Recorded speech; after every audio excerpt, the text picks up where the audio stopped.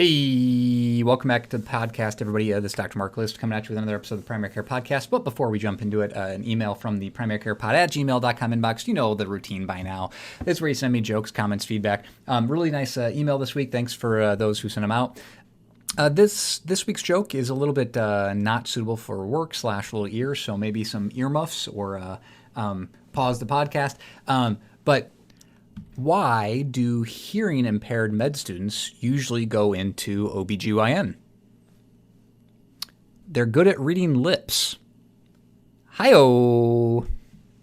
Let's start the podcast. The Primary Care Podcast is written and edited by a family physician for an audience of other physicians, nurse practitioners, physician assistants, residents, and medical students interested in primary care topics. This is not a podcast for patients and should not be used as medical advice. This is also a personal podcast produced on my own time and solely reflecting my personal opinions. Statements of this podcast do not reflect the views or policies of my employer, past or present, or any other organization with which I may be affiliated. Thank you for listening to the Primary Care Podcast. I'm Dr. Mark List, here to bring you the latest news, guidelines, and updates from primary care sources around the globe. Keeping it under 15 minutes long because you're in a hurry and I'm not that smart. Well, welcome back to the podcast, pod girls, pod boys, pod people. It's your boy, Dr. Mark List. I am back in clinic today. Today is Friday. I was actually on vacation for the last week or so. I came back and I had a couple of different topics planned, actually. One kind of fun one medical one. And then I was reviewing my emails and what I missed while I was gone.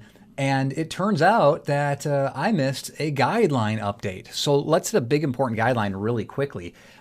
You will, long-term members of the podcast listening community will remember that I had advocated against Prevnar 13, the pneumococcal variant, and instead recommended just Pneumovax 23 quite a long time ago because the number needed to treat was really super high, and so patients weren't really benefiting from Prevnar 13.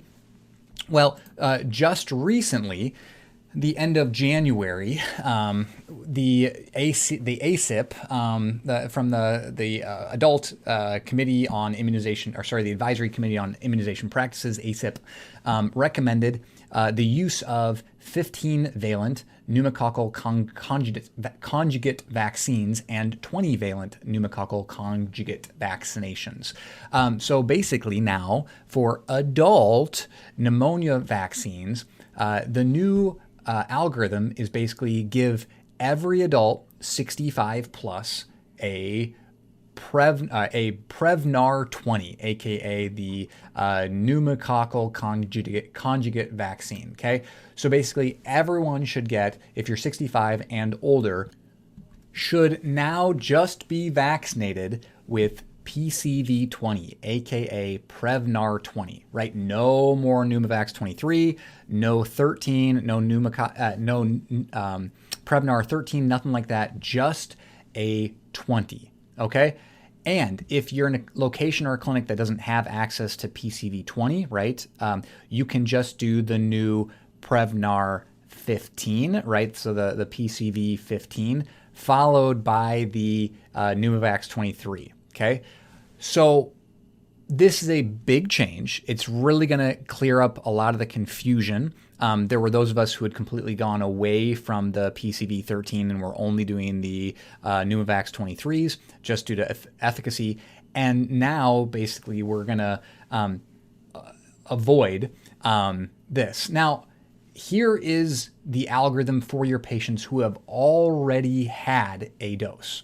Let's pause.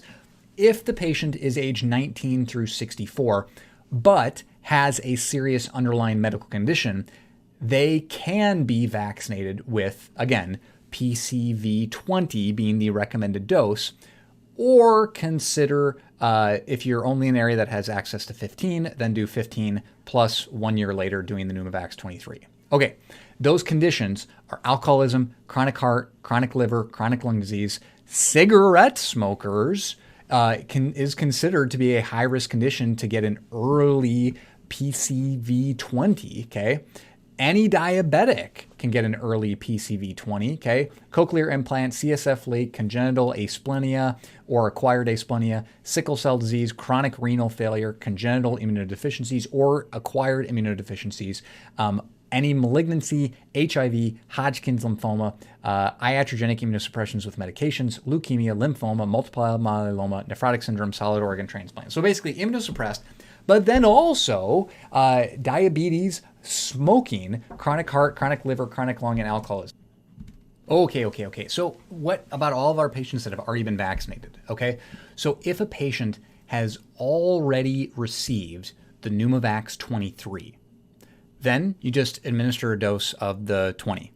Okay. That's plain and simple. Doesn't matter. A time limit, I always talk about at least a year after. In the guidelines, there is no clear evidence that you need to have that year. If you give the 23 and you only have 15s available, then the recommendation is a year after the 23, okay?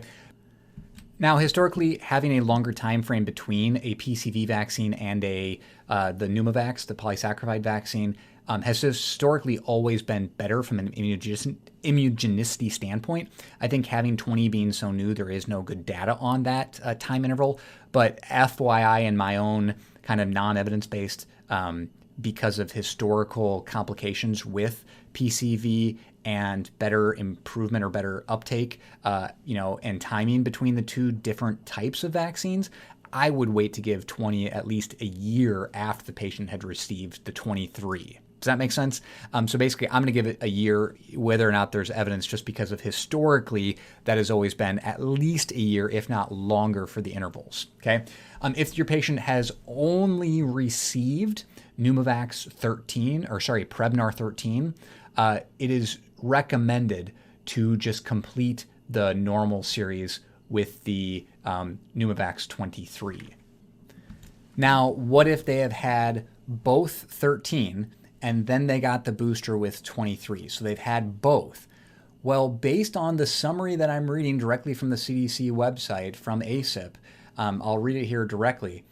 The immunogenicity and safety of PCV20 alone was comparable to 13 in series with Pneumovax 23. So basically, it looks like if you've completed a complete series of Prevnar 13 plus Pneumovax 23, there is not any value in adding a 20 based on what I'm reading in this study. If somebody else is reading something differently or analyzing that differently, I'm open to an email correction. But based on the dosing regimen, if you have not gotten both doses previously, then you would probably either, if you've already received the 13, then just finish the series with the 23 and call it good.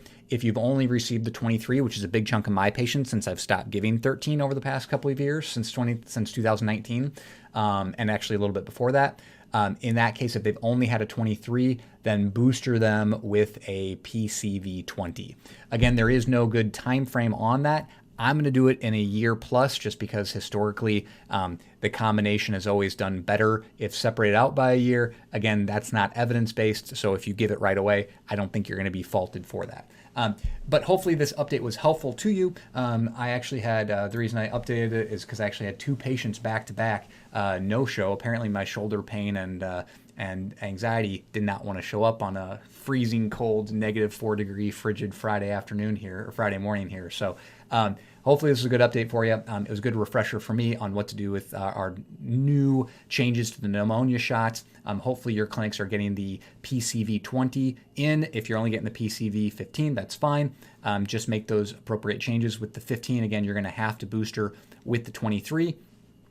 So that's going to be a two-step series.